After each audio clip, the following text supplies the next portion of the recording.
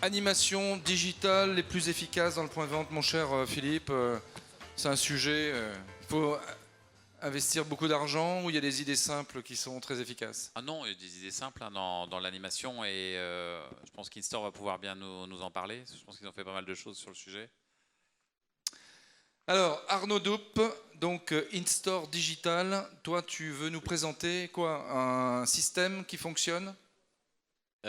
Oui, enfin au-delà de la présentation du système, parce que c'est surtout l'idée de venir partager avec vous une vision qui est celle qui a présidé à la création de la société, et puis vous expliquer un petit peu où est-ce qu'on en est sur ce chemin et la mise en place de cette vision. J'ai quelques slides qui sont ici, et Marc, j'ai piqué la télécommande. Ah très bien, voilà. donc tu as 3 minutes, donc, 3 secondes. Allez, 2 minutes, c'est parti. Alors, le premier point, c'est que globalement, il y a une prise de conscience dans le monde du retail, on l'a vu aujourd'hui, sur le fait que la donnée a de la valeur et que c'est un actif important. Le corollaire de cette prise de conscience, d'où la métaphore avec le pétrole, c'est que cette data, elle est complexe à appréhender parce qu'elle est multisource, parce qu'elle n'est pas centralisée, etc. Le deuxième point, c'est qu'une bonne partie de cette donnée, elle n'est pas loguée. Tout simplement, je prends un exemple concret, la donnée du Wi-Fi en France, dans 95% des cas, est uniquement stockée pour se conformer à une obligation légale. Or, c'est de la donnée qui concentre beaucoup d'informations marketing et qui n'est pas ou très peu traitée. J'aime bien également la métaphore avec le monde de l'informatique. Si on met une couche d'abstraction sur ce que c'est un magasin aujourd'hui, j'ai des slides qui sont ici, mais c'est un peu sauté, mais c'est pas grave. Globalement, c'est un point de vente, un lieu physique qui concentre beaucoup de technologies. Il y a du Wi-Fi, il y a du beacon, il y a des caisses, il y a des tablettes vendeurs, etc. Et donc si on met une couche d'abstraction là-dessus, c'est finalement assez proche d'un système informatisé avec beaucoup de dispositifs qui fonctionnent en silo. Du coup, par extension, un lieu de commerce, centre commercial, gare, aéroport, peut être comparé à un réseau informatique. Pourquoi est-ce que je vous emmène là? Parce que dans l'informatique, il y a quelque chose de formidable qui s'appelle l'OS, l'Operating System, et qui permet deux choses, qui permet d'avoir une interface unique pour la personne qui est utilisatrice, et qui permet également d'assurer la compatibilité entre tous ces dispositifs technologiques qui sont présents en point de vente. Du coup, ce qu'on a annoncé à New York au NRF en janvier, c'est le premier OS du point de vente, qui permet aux gens du marketing d'avoir une interface unique pour pouvoir programmer leur magasin et qui permet d'assurer la compatibilité des identifiants clients au sein de l'ensemble des dispositifs, tablettes vendeurs, Wi-Fi, monétique, caisse, etc. et au sein d'un réseau de points de vente de manière verticale. Concrètement, ça veut dire qu'on va aller collecter de la donnée de présence. On va également collecter, donc ça c'est avec des balises assez diverses et variées, on va aller collecter de la donnée de clients authentifiés. On va aller collecter de la donnée transactionnelle, caisse, avec des connecteurs, avec des partenaires comme Ingenico, et toute autre source de données qui sera pertinente en fonction des use cases du client.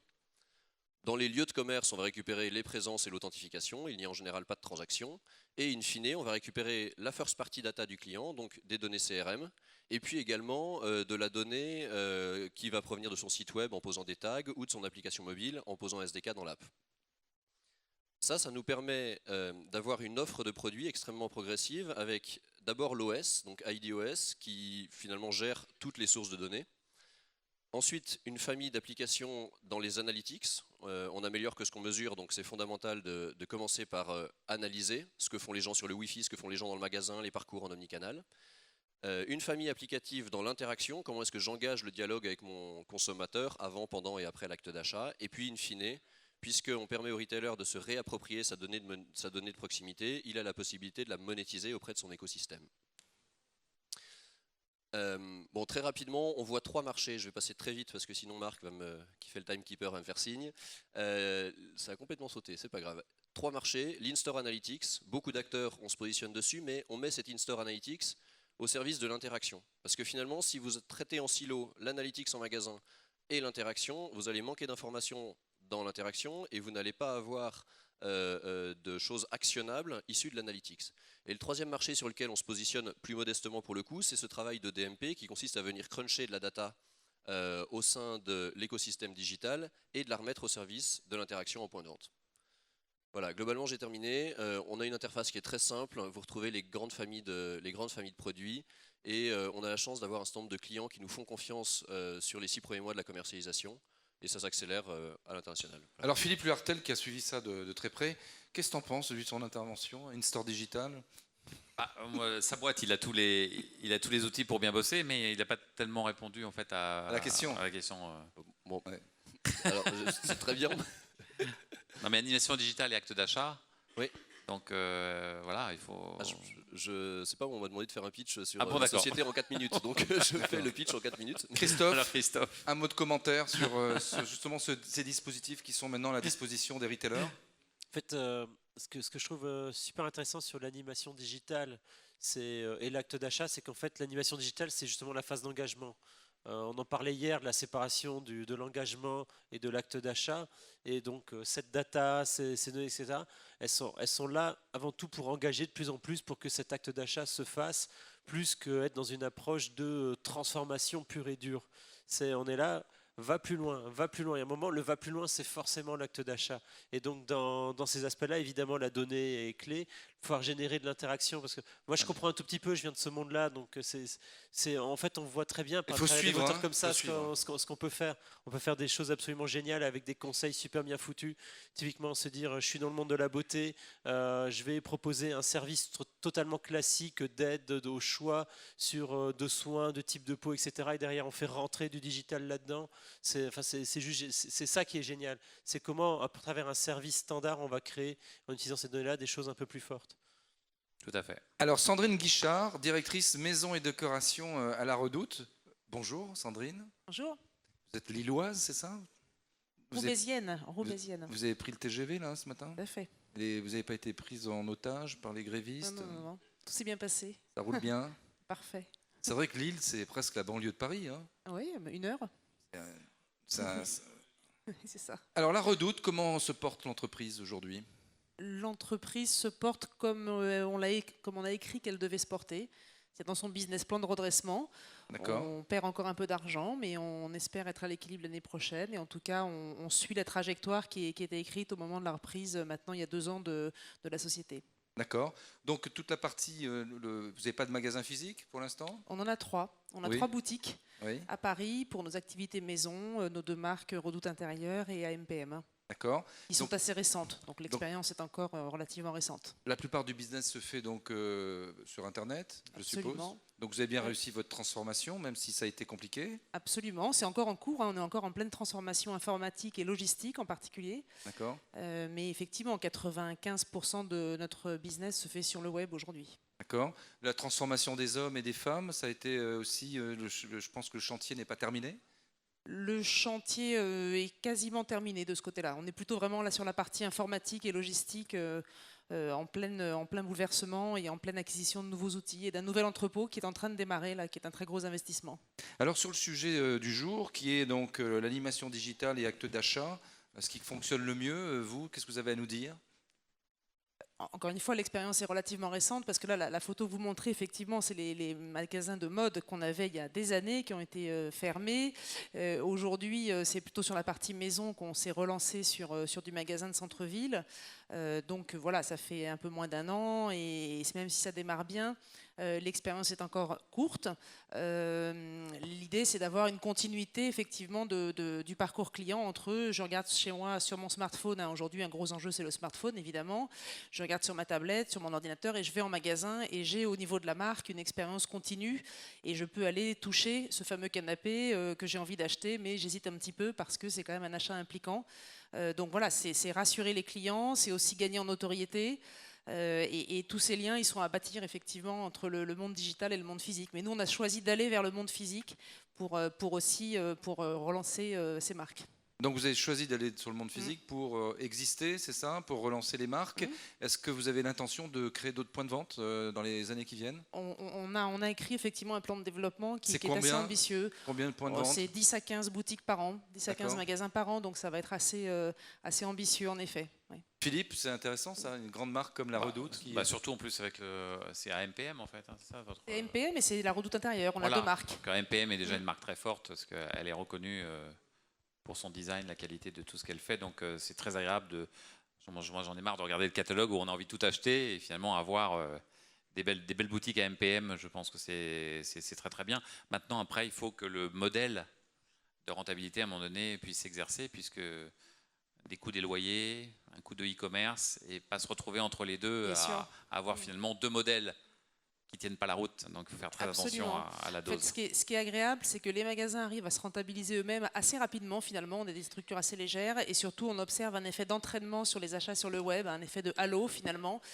qui fait que la population, on est aujourd'hui uniquement présent à Paris, s'active beaucoup mieux que la population du reste de la France. Donc, ça veut dire quoi? C'est que les gens ont vu le produit, ils ne l'ont pas forcément acheté en magasin, mais quand ils sont rentrés chez eux le soir, ils ont pu passer leur commande sur le web, je dirais, comme d'habitude. Mais on a un effet d'entraînement qu'on observe déjà, qui est quand même assez intéressant et qui nous aide à avoir un business plan d'ensemble qui est profitable. C'est du bon showrooming pour une fois. Ça. Hein, on vient le voir, mais on rentre à la maison, on le commande. C'est le bon showrooming dans le bon sens, pour une fois. Je crois aussi que la Redoute avait implanté un point de vente dans le Marais qui est très intimiste.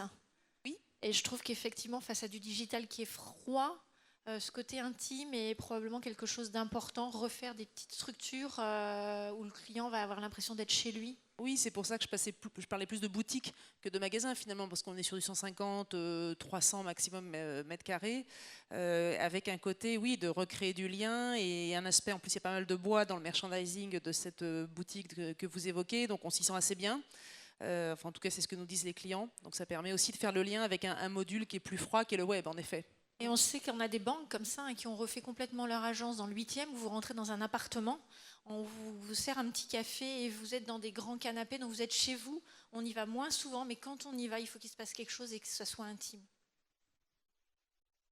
Alors, Stéphane Mauduit, on change de secteur. C'est le patron du marketing, entre autres, de Classcroute.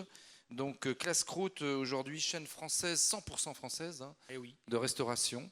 140 restaurants, 110 franchisés en France, etc., etc. Donc, quelles sont les animations digitales, vous, qui ont été couronnées de succès et qui ont généré beaucoup de chiffres? Alors, il est clair qu'il y a une transformation qui se fait depuis maintenant 4 ans environ sur la digitalisation. Donc, tout le monde est en transformation, si je comprends bien. Bah, oui. La Redoute, Après, est-ce qu'on a les Classcroute. moyens, de les mettre en œuvre aussi vite qu'on ne le voudrait? D'accord. Parce qu'on est tributaire, on est de la franchise. Hein. J'entendais Franprix tout à l'heure aussi en franchise, ou Gann. La franchise, parfois on essaie d'avancer vite, mais le réseau doit être aussi adopter les projets. Et s'il n'adopte pas, ça n'avance pas. Donc on a cette problématique aussi. Hein. Ce n'est pas que financier ou l'envie de le faire. Nous, en tout cas, la digitalisation, elle apporte beaucoup. Je prendrai un exemple qui a été très probant. On a mis maintenant sur certains restaurants des écrans dynamiques sur les comptoirs, puisqu'on fait des sandwichs à la minute, donc ils ne sont pas visibles en restaurant. Le simple fait de mettre de la digitalisation, donc en montrant ces sandwichs, en montrant de l'appétence, on a augmenté de 30%. On va filmer le cuistot en cuisine, il va retransmis sur grand écran. Le fait déjà de montrer le sandwich que j'ai envie de consommer, puisqu'il est fait à la minute, donc on ne le voit jamais, rien que de le montrer déjà, on a une augmentation de 30% de vente en l'ayant montré, et donc ce qui est un satisfait des franchisés qui ont mis en œuvre ces écrans. D'accord, Sandrine, c'est une bonne idée, ça, de montrer ce qu'on fait? Alors, je vais vous donner chacun un micro, comme ça, je vous en prie, on le fait via... ce qu'on fait, c'est qu'on a un écran télé sur lequel on projette les photos du catalogue, qui sont assez aspirationnelles, qui sont assez inspirantes. Effectivement, ça vient compléter le merchandising de produits physiques. Donc oui, effectivement, on fait un petit peu la même chose. Stéphane? Vous êtes très dur avec les photos que vous montrez, ça c'est une boutique qui doit dater d'au moins de 10 ans. Ouais. Donc c'est comme la Redoute, c'est vintage, il y a un côté sympa. Alors là, on n'est pas sur l'écran dynamique, hein, on est sur du rétro-éclairé d'il y a 10 ans. Donc maintenant, on est vraiment avec une gestion maintenant sur certains pilotes online. Donc c'est les photos qui datent un peu, quoi. Ouais, mais c'est sympa, ça me fait revivre des choses que j'ai pas vécues d'ailleurs. Le bulldog rouge est très joli. D'accord. Hein. Mais c'est sympa. Non, par contre, et ce qui va être très intéressant dans la digitalisation, c'est qu'on va montrer justement, c'est le côté paradoxal peut-être, on va humaniser un peu ce qui se passe derrière en back-office. Puisqu'en général, on ne montre jamais ce qui se passe dans les cuisines, hein, comme tout restaurateur, même si maintenant il y a la mode de mettre des vitres transparentes pour voir ce qui se passe. Eh bien, c'est d'humaniser un peu aussi l'offre qu'on va avoir, parce qu'on est avant tout une société de service, et que l'humain redevient quand même au centre de tout de plus en plus, alors que la digitalisation, on avait peur que ça en éloigne. Et là, tout ce que j'entends depuis ce matin, c'est que l'humain est de plus en plus important, en tout cas dans les réseaux. Alors, je vais parler à quelqu'un qui est digital à fond. L'humain reste encore important, Arnaud pour créer du trafic, pour développer les ventes, etc. Oui, c'est certain. Enfin, je pense qu'il n'y a pas un bon dispositif digital avec des vendeurs qui ne l'ont pas intégré. C'est l'échec, c'est certain. Oui. Manuelle Ilouz, donc directrice générale adjointe de Plébicom. Marketing, juste. Oh, c'est bientôt directrice générale. Il Déjà faut avoir, pas mal. faut avoir de l'ambition. Bon, le président est parti où faire du golf, là? Faire du commerce. Ah, ça c'est bien. Donc Plébicom, leader en France des services de fidélisation et de monétisation, c'est ça? Exactement. Et donc vous proposez une solution digitale qui permet d'activer les coupons de réduction utilisables, c'est ça? Ça fonctionne tout le temps, ça? Alors expliquez-nous comment ça marche. On est une agence de marketing digital. On existe depuis 15 ans. On s'est lancé sur le digital d'abord. Et depuis quelques mois, on commercialise une solution auprès des retailers. Donc on fait connaissance avec le monde du retail. On propose d'embarquer des bons plans valables en boutique dans la carte bancaire des utilisateurs. Alors expliquez-nous, là, C'est un embarquer des bons plans sur la carte bancaire. Exactement. Je vois que Stéphane Maudouy... En fait, on est en train de modifier l'utilisation de la carte bancaire pour en faire une carte de fidélité universelle. C'est un système qui est complètement héroïste puisque le retailer ne paye que si le système en question lui a apporté des ventes effectives en magasin. Donc on communique auprès de notre réseau qui est constitué de plusieurs sites qu'on édite en marque blanche. Donc vous êtes payé à la com? Pardon? Vous êtes payé à la com? Exactement. D'accord. Exactement. Pas mal, ça intéresse donc on chef de Bruges, là, j'ai l'impression. On propose plusieurs types de sites. On anime par exemple le programme de fidélité de LCL, la banque, de Mastercard également. Et on édite également des sites en marque blanche sur lesquels les utilisateurs vont trouver tout un tas de bons plans. Ils ont la possibilité de se faire rembourser X euros ou X% de leur montant d'achat en magasin. Le système est extrêmement simple. Il leur suffit de choisir l'offre qui les intéresse, de déclarer leur carte bancaire sur le site en question et de payer avec la carte bancaire qu'ils ont déclarée en boutique. Le système est complètement indolore pour les retailers puisqu'il ne nécessite absolument pas de modification du système de caisse, pas de formation des vendeurs. Tout se fait via la carte bancaire ou via le terminal de paiement puisqu'on a signé un partenariat exclusif avec Ingenico, qui est là d'ailleurs, qui est juste à côté de notre stand. Oui. Voilà. Et pour l'utilisateur, c'est complètement indolore aussi, puisque sa carte bancaire, il l'a toujours dans son portefeuille. Sinon, c'est compliqué d'aller en magasin sans carte bancaire si on veut acheter quelque chose. Il n'a rien à imprimer, rien à montrer en caisse. Le vendeur n'est très souvent pas du tout au courant de l'offre. C'est discret, c'est écologique et c'est permanent, puisque c'est valable de tout le temps. C'est cumulable avec les soldes, avec les avantages que propose l'utilisateur, etc. Elle vend bien l'histoire, on va l'applaudir, hein, parce que on l'applaudit très fort. Merci. Sandrine? Donc voilà, donc je suis à côté d'un retailer brillant, c'est Jeff de Bruges. Hein, si vous voulez du chocolat en dehors des périodes de Noël, vous appelez notre ami Berthelone. Donc toi, une chose qui t'intéresse, c'est combien ça coûte? Oui, alors ça, effectivement, votre proposition est très alléchante, parce qu'on aime bien tout ce qui se lèche. Et donc... Oh là là, il y a des commentaires là. Oui, on vend des glaces, hein, donc il n'y a pas d'ambiguïté, j'espère. Donc arrêtez de l'énerver, hein. Donc oui, quel est le coût de la mise en place d'un process comme celui-là? Il n'y a pas du tout de frais de setup, de frais d'installation, c'est uniquement à la commission. C'est-à-dire que vous nous versez un pourcentage de ce que vous gagnez, c'est tout. Voilà. S'il n'y a rien, ça ne coûte rien. S'il n'y a rien, ça ne coûte rien. C'est-à-dire que si on ne génère pas de vente, vous aurez bénéficié d'une visibilité gratuite auprès de nos 8 millions de consommateurs. Alors c'est tout bénef. Christophe Kuhner, quelles sont les autres animations digitales qui développent du business dans les points de vente physiques, qui marchent vraiment bien? Déjà, en fait, dans les animations digitales, moi, j'aurais tendance à sortir le digital pour le digital. Donc déjà, tout ce qui est borne, machin, écran, qui sert juste à faire de l'écran, etc. Ça, c'est fini, ça. À le sortir. La borne, c'est terminé? J'espère que c'est quasiment terminé, c'est-à-dire sauf à ce qu'elle apporte pourtant, un les super écrans, service. ça marche bien chez Classcroute, hein. Mais c'est parce qu'ils exposent pas leur sandwich. C'est-à-dire, on parlait tout à l'heure d'exposer ces chocolats, c'est quand même vachement plus sympa de voir des chocolats en vrai. Non, t'es pas sympa, mais après, parce que c'est parce qu'ils ont beaucoup de sandwichs différents qui sont très bons. On n'expose pas parce qu'ils sont faits à la minute. Donc il faut regarder leur croquant et leur Ce qui n'est pas le cas chez Jeff de Bruges. Hein. Non, nous, ils ont travaillé très longtemps en avance pour qu'ils soient en fait, on ne fait pas du donat, en fait, hein, pour ne pas les citer, mais voilà. Et c'est très important, en tout cas pour Classcroute est né du sandwich, hein, d'où le super nom Classcroute. Jeu de mots, personne n'a compris. Et d'ailleurs, j'adore votre sandwich au tartare. Hein. C'est vraiment, j'ai rien contre vous. Ouais. Donc, tu es un peu critique quand même sur les écrans. Par contre, ce que je trouve très intéressant, c'est effectivement tout ce qui va toucher à l'animation, ou comment le digital va améliorer l'animation dans le magasin, et surtout par le vendeur, que ce soit par le mobile, par l'information qu'il a à sa disposition, par des parcours compliqués où le vendeur, au moment de si le commerçant, si le consommateur est venu par le web, qu'on sache déjà un peu ce qu'il avait déjà avant, que le commerçant ait pu préparer sa venue, tout ce genre de choses-là qui rendent justement super puissants les vendeurs en magasin. Ça, c'est intéressant.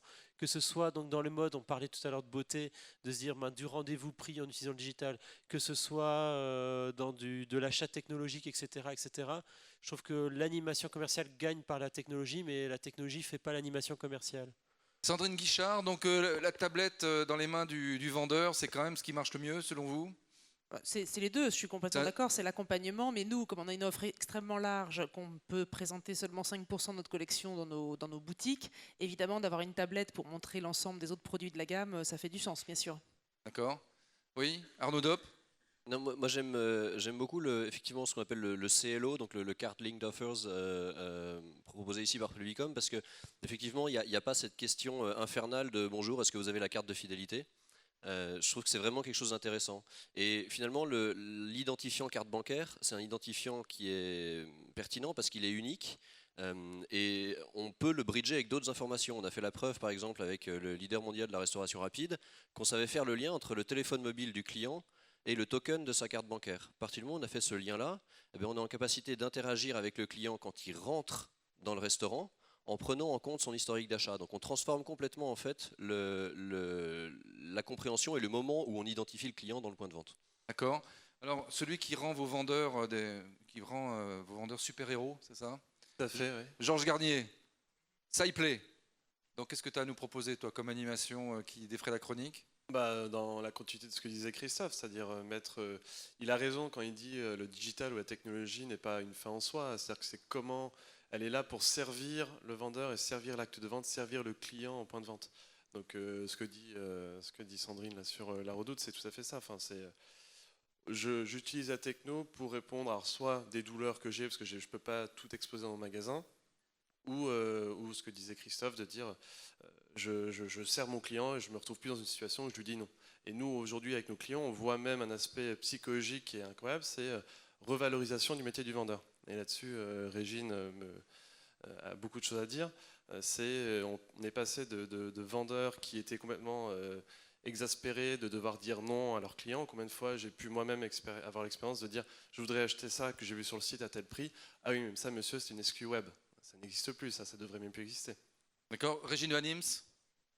Oui, donc je confirme que le vendeur est important. Il y a eu beaucoup de gadgets, tous les écrans, les bornes interactives, il suffit de regarder les gens autour, il n'y a jamais personne autour des bornes interactives. Les écrans, ça ne sert à rien tels qu'ils sont utilisés aujourd'hui, sauf pour faire de la pub et présenter certains produits qui ont une durée de vie. Mais je crois effectivement qu'on va équiper le vendeur. Moi, j'étais en train de me dire, je rêve d'avoir un vendeur comme sur un marché, en fait. J'étais en train de me dire, un vendeur qui prendrait le micro, puis qui vous raconterait l'histoire d'un produit, qui vous dirait, regardez ce qu'on peut faire avec ça, qui vous démontrerait des choses. Et je suis en train de me dire, ce qui est génial, c'est qu'on repart en arrière avec les technologies. C'est-à-dire qu'on a envie d'autre chose.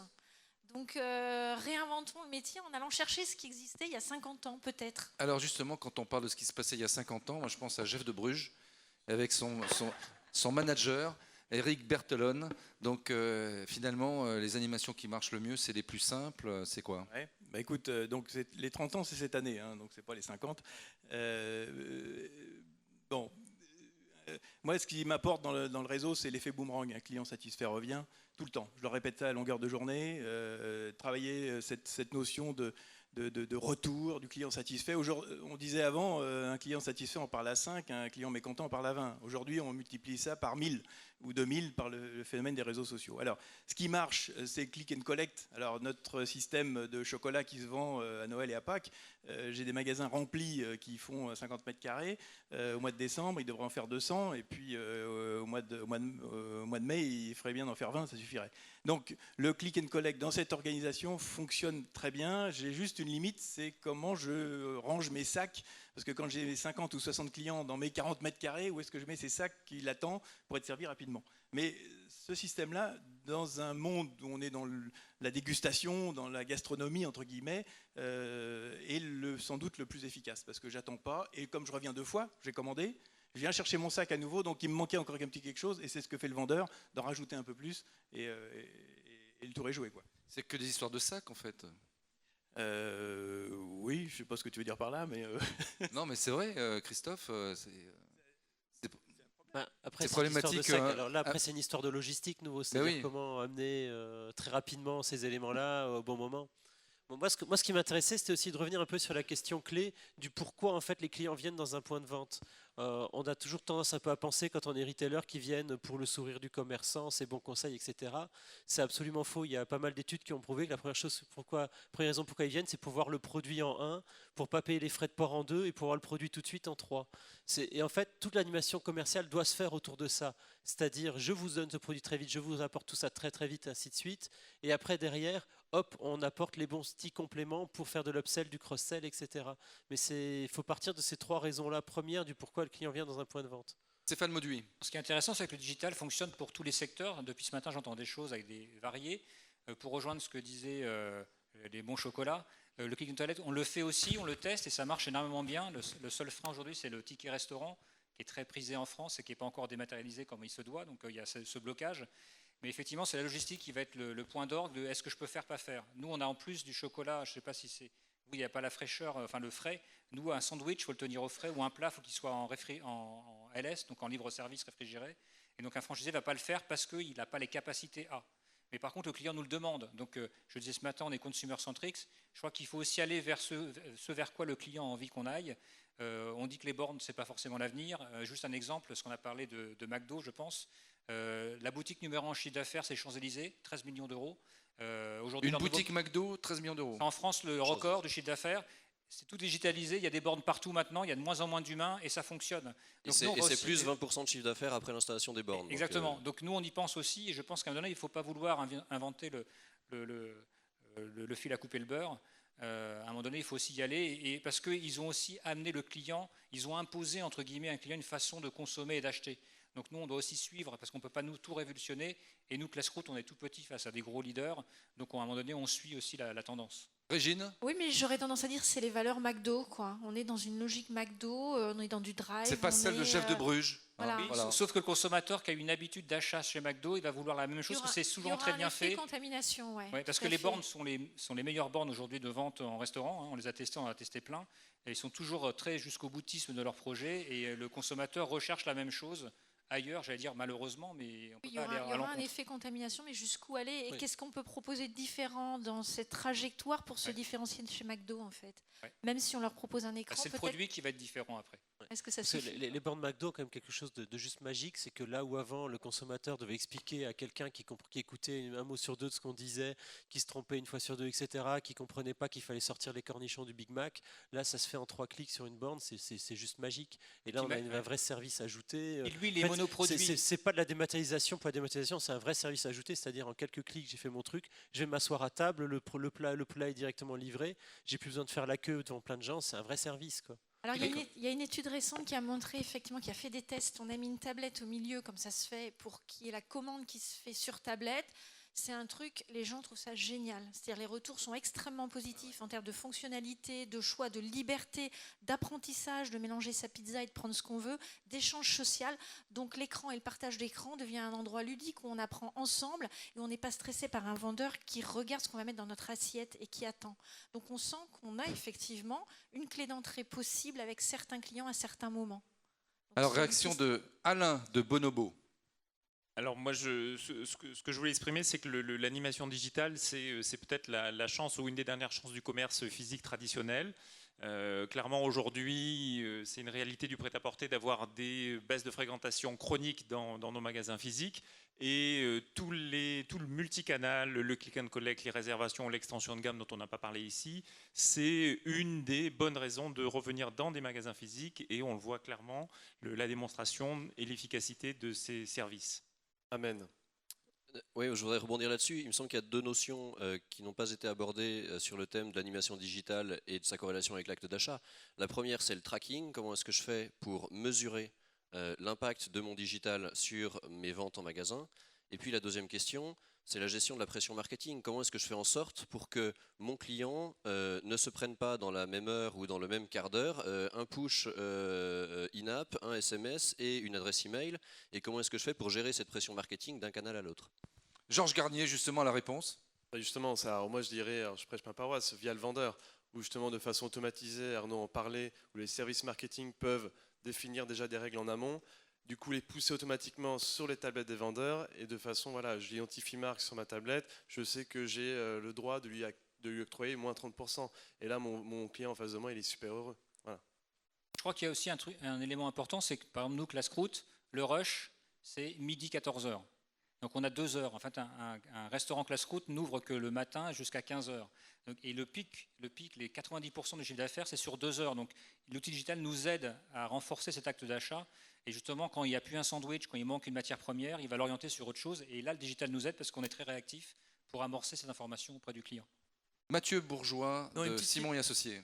Non, mais c'est pas juridique, c'est une question. Pour le prêt-à-porter, en fait, j'ai une question, parce que là, pour le coup, en tant qu'utilisateur, peut-être qu'un certain nombre d'hommes et de femmes aussi partagent ma frustration. Quand on va en magasin, ce qu'on déteste, c'est faire la queue pour essayer les vêtements, et c'est essayer les vêtements, notamment quand il y a la queue à la cabine d'essayage. À quand les cabines 3D, et surtout, à quand le fait de pouvoir aller en magasin en disant je m'appelle Mathieu Bourgeois, vous avez déjà toutes mes mesures digitalement, ou tenez les voilà mon smartphone, voilà mes mesures, et du coup le vendeur arrive avec juste le pantalon, j'ai même pas besoin de l'essayer puisqu'il a mes mesures. Voilà. Non mais en fait, je sais que ça existe, mais pas beaucoup. Et en fait, je rebondis juste pour vous dire que j'ai vu une application, je sais pas si ça marchera, mais sur internet où on a un avatar numérique en fait. C'est-à-dire qu'en fait, on crée un compte et il y a un Mathieu Bourgeois numérique qui ressemble à Mathieu Bourgeois, qui est sur le web et on le voit, enfin je le vois, et il essaye un jean et du coup je me vois avec le jean et je me dis tiens ça me va pas ou tiens ça me va et je peux l'acheter. Alors je sais pas si ça marche, je sais pas si vous y avez réfléchi, mais c'est intéressant parce qu'en fait on évite le côté un petit peu pénible, la pénibilité de l'essayage. Nous, on a expérimenté, alors c'est au-delà de Bonobo, c'est sur les autres enseignes du groupe, on a expérimenté via la RFID les puces incrustées dans les vêtements et qui permettent de mettre de l'intelligence dans le produit. Notamment, on l'a testé sur une interface où la puce, lorsque vous rentrez dans une cabine, était reconnue et l'écran interfacé s'allumait, permettait de diffuser du contenu. Aujourd'hui, c'est une expérience sur laquelle on n'est pas allé plus loin parce qu'elle n'est pas techniquement au point. Donc là, voilà, je pense qu'on a encore lié au big data et à l'interfaçage de tous les devices des progrès à faire, mais on va tendre vers ça de plus en plus. Oui, il y a une enseigne aussi à New York qui avait proposé un système un peu similaire où en fait on rentrait dans la cabine, tous les habits qu'on avait pris étaient affichés sur l'écran, etc. En dehors du buzz des 3 premiers mois derrière, ça n'a pas donné grand-chose.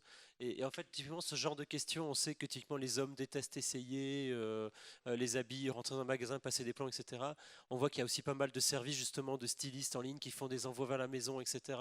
Donc en fait, c'est toujours par le service en fait que se règle ce problème plus que par du gadget digital. Le digital, il est plutôt d'en proposer les bons éléments pour que le styliste il arrive à traiter la discussion avec le consommateur de manière la plus efficace possible, plus que de s'embêter avec un écran qui va être très gadget en fait dans l'histoire à la fin. Alors j'ai un homme qui adore se changer dans les magasins, c'est David Le Douarin. Donc, David, Advalo. Super. C'est ce qu'on m'a dit. Hein. Ah oui, tu es avec moi souvent. Donc, c'est plutôt l'inverse qui fonctionne bien. Ce qui est important, c'est qu'en effet, lorsqu'on a capté le consommateur, en tout cas lorsqu'on a collecté les données du consommateur en magasin, on est capable d'avoir sa taille, on sait exactement combien il chausse, quel type de pantalon il prend, etc. Et donc ça, c'est une vraie opportunité d'upsell pour l'e-commerce, pour le coup. Donc être capable de structurer, de stocker ces données pour qu'en e-commerce, lorsqu'il navigue, on lui propose automatiquement la taille qui l'intéresse. Ça va encore une fois permettre de baisser la barrière d'achat d'e-commerce et donc ça reste un parcours extrêmement important.